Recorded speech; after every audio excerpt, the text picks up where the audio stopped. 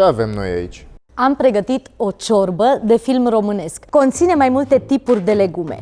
Influenceri în rol de actori. Un borș de idee. Carne?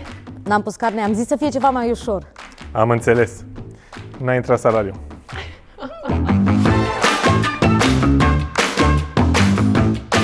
E cam lungită.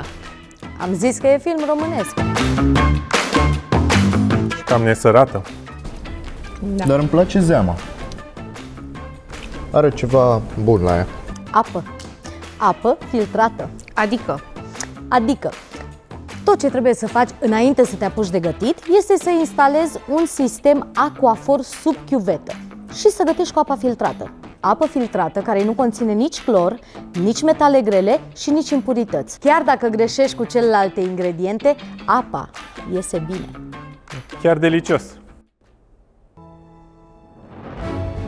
Bine. Ne-ai convins. Mergi în semifinale. Mulțumesc! Orice asemănare cu persoane reale este pur întâmplătoare, dar apa pur și simplu contează enorm când gătești.